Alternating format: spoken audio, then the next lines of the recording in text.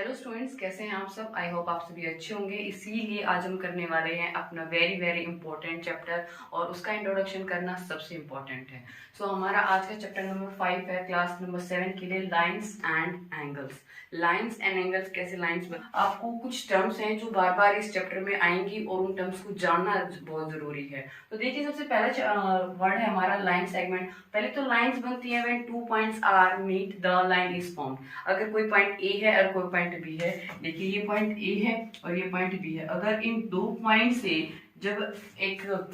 जब मिलाने के लिए एक क्या बन जाती है, लाइन बन जाती है। और जब टू लाइंस मिलती हैं तो एक एंगल का फॉर्मेशन होता है। When two lines are met the vertex point is called angles. यहाँ पर कुछ टर्म्स हैं जो इस चैप्टर में करने में बार बार आपको क्या करेंगी, हेल्प करेंगी हर क्वेश्चन को समझने में।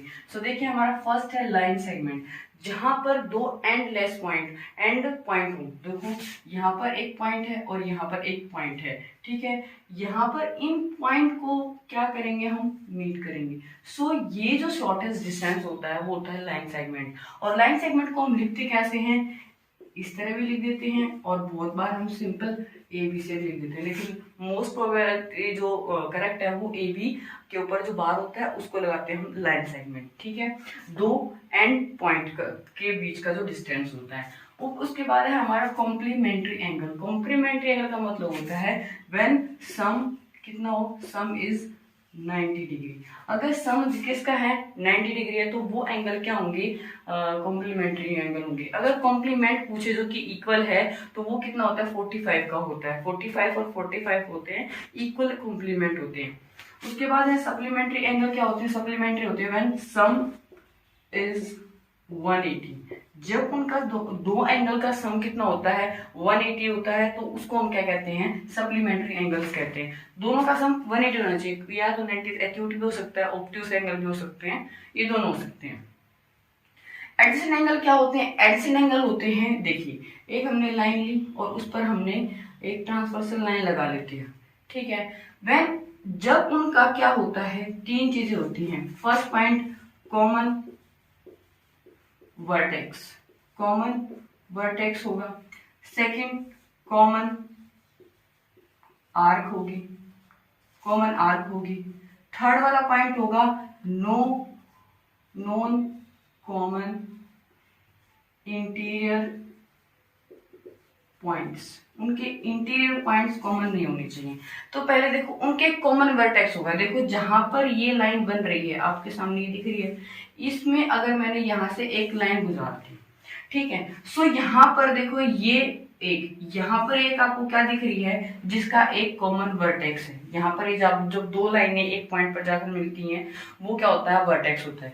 यहाँ पर जो ये मिल रही हैं, इनका दोनों का कॉमन वर्टेक्स है, उनमें कॉमन एक आर्क है और दोनों एंगल में उनमें इंटीरियर पॉइंट सेम रहने चाहिए। मतलब अगर ये इधर है तो ये इसका होगा, ये वाला एंगल यहाँ है तो दूसरा एंगल यहाँ बनेगा, तो यही हमारा क्या होगा, एडजेसेंट एंगल होते हैं। जैसे अगर आपको पता चलेगा इस पॉइंट से हम क्या करते हैं।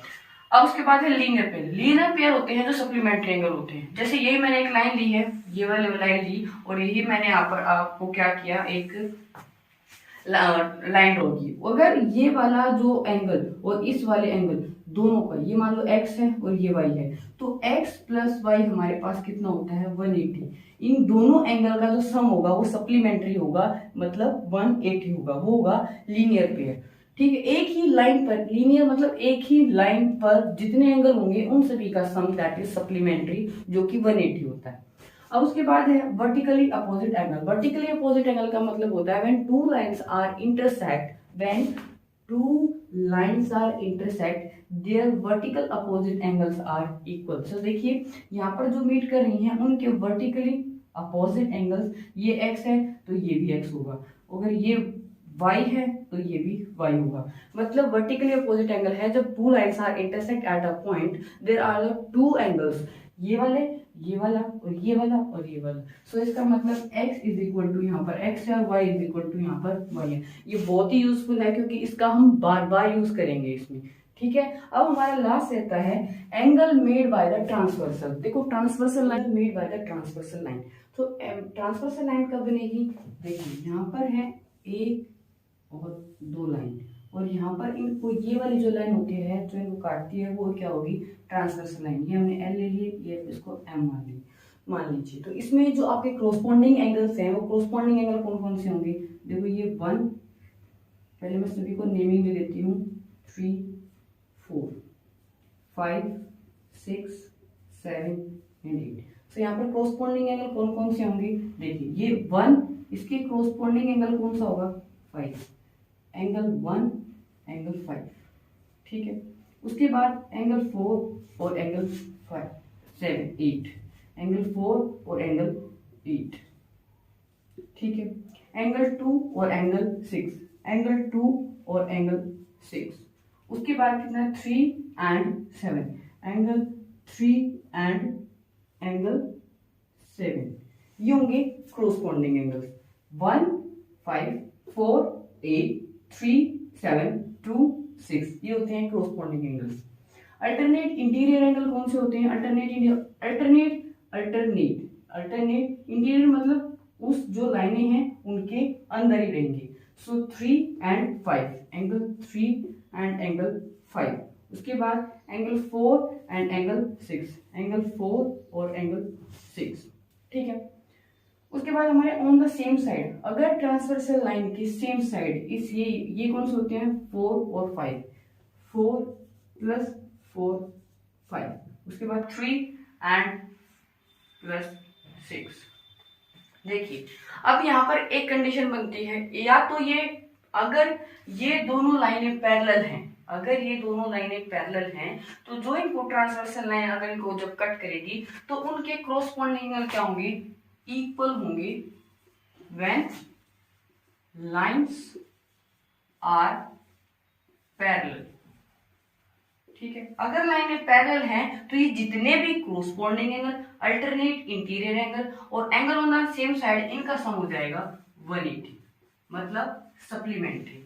ट्रांसवर्सल लाइन के एक साइड के सेम साइड में इन दोनों एंगल का जो सम होगा वो हो जाएगा 180, जो कि मैंने यहाँ लिखा है ऑन द सेम साइड। उनके अल्टरनेट इंटीरियर एंगल भी सेम होंगे, उनके क्रोस्पॉन्डिंग एंगल भी सेम होंगे, कब, जब व्हेन लाइन आर पैरेलल, ठीक है। इसी से आपका पूरा जो एक्सरसाइज है वो इसी के ऊपर बेस्ड है और ये वेरी इंपॉर्टेंट होता है, तो इसको समझना बहुत जरूरी है। अपनी कॉपी में इसको बनाकर देखिए। आई होप इससे आपके सारे कॉन्सेप्ट अगर आप जो सीखने वाले हैं वो क्लियर होते जाएंगे। लेकिन आपको सबसे पहले क्या करना है, इनको ड्रॉ करके देखना है इन कॉपी में मेरे साथ साथ। Thank you. अगर आपको इसमें कुछ भी क्वेरी है तो मुझे मैसेज कर सकते हैं।